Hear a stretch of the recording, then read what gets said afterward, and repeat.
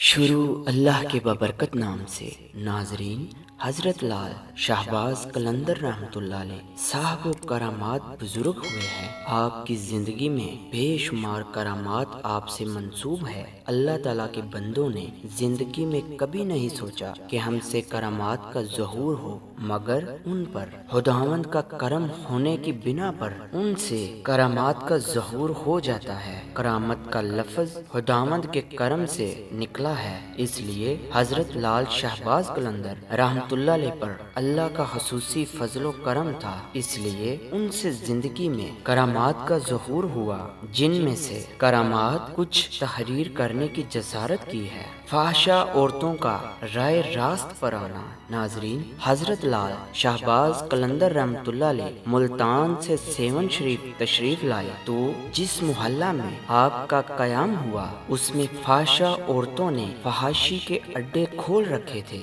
اور دعوت گناہ دیتی تھی۔ جس مکان میں آپ نے قیام کیا اور آستانہ مبارک میں بیٹھ کر عبادت الہی میں مشغول ہو گئے تو رات کے وقت جس قدر بھی آدمی عیاشی کی غرض سے ان فحشہ عورتوں کے پاس گئے، ان میں سے کسی کو بھی کامیابی نہ ہوئی۔ اس واقعے کی شہرت ہر طرف ہو گئی اور ہر جگہ یہ بات ہونے لگی کہ فلاں محلہ میں یہ واقع ہوا ہے۔ ان فحشہ عورتوں کو سب سے زیادہ فکر لاحق ہوئی، کیونکہ اس طرح ان کے اڈے ختم ہو جانے کا اندیشہ تھا۔ چنانچہ انہوں نے اس بارے میں جستجو کی تو ان کو معلوم ہوا کہ ان کے محلے میں ایک درویش بیٹھا ہے جو اللہ تعالیٰ کی عبادت میں مشغول رہتا ہے۔ وہ عورتیں سمجھ گئی کہ یہ ضرور اس بزرگ کی وجہ سے ہے اور بزرگ نے اپنی کرامت کا اظہار کیا ہے۔ تمام فحشہ عورتیں اکٹھی ہو کر آپ کی خدمت میں حاضر ہوئی اور کہا، آپ کی وجہ سے ہمارا کاروبار بند ہو گیا ہے، برائے مہربانی ہمیں معاف کریں اور یہاں سے چلے جائیں۔ حضرت لال شہباز قلندر نے ان فحشہ عورتوں سے کہا کہ اللہ تعالیٰ کی طرف سے ہمیں معلوم ہوا ہے کہ اس جگہ پر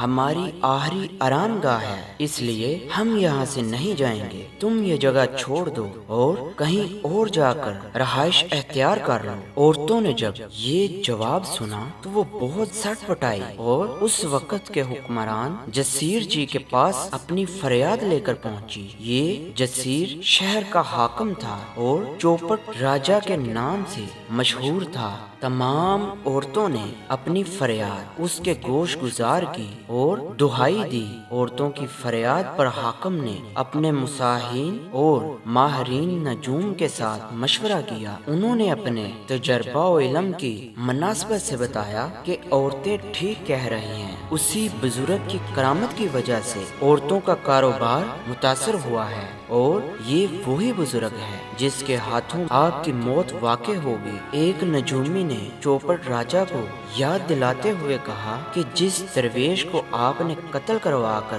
اس کا گوشت قصاب کے ہاتھوں فروخت کروایا تھا اور پھر جب اس گوشت کو پکا کر لوگوں نے کھانا چاہا تو گوشت کی ہر بوٹی سے یہ آواز آتی تھی کہ مت کھاؤ، میرا مرشد لال آ رہا ہے۔ میرا خیال ہے کہ یہ بزرگ اسی درویش کا مرشد ہے۔ ہمارا مشورہ تو یہ ہے کہ آپ اس درویش کے گوشت کی ساری بوٹیاں منگوائیں اور ان کے ساتھ سونے کا ساز و سامان لدا ہوا ایک گھوڑا، ایک ریشمی لباس اعلیٰ قسم کا بزرگ کی خدمت میں نذرانے کے طور پر بھیجیں اور بزرگ سے گزارش کی جائے کہ وہ یہ جگہ چھوڑ کر کسی اور طرف چلا جائے۔ اپنے درباریوں کی اس تجاویز کو راجہ نے قبول کیا اور اس مقصد کے لیے اپنے ایک وزیر کی ڈیوٹی لگائی جو نہایت سمجھدار اور زیرک معاملہ فہم شخص تھا۔ وزیر تحفے تحائف لے کر حضرت لال شہباز قلندر کی خدمت میں حاضر ہوا اور نہایت مؤدبانہ انداز اختیار کرتے ہوئے گھوڑا اور بیش قیمت ریشمی لباس پیش کیا۔ حضرت لال شہباز قلندر جلال میں آ گئے اور دونوں چیزوں کو پاس ہی جلتی ہوئی آگ میں جھونک دیا۔ देखते ही देखते वो आग में गायब हो गई और उनका नामो निशान भी बाकी न रहा। वजीर ने ये मंजर देखा तो उसकी खैरत की इंतहा रही। वो घबरा गया और खौफ से कांपने लगा। फौरन हजरत लाल शाहबाज कलंदर रहमतुल्लाह अलैह के कदमों में गिर पड़ा और फिर आप उससे मुखातब हुए और इरशाद फरमाया, जाओ अपने राजा से जाकर कह दो कि वो हमारे बोदला फकीर की बोटियों की देर लेकर हमारे पास आए। हजरत लाल शाहबाज कलंदर रहमतुल्लाह अलैह का हुक्म सुनते ही वजीर वापस हुआ और तमाम वाकया राजा के गोश गुजार किया।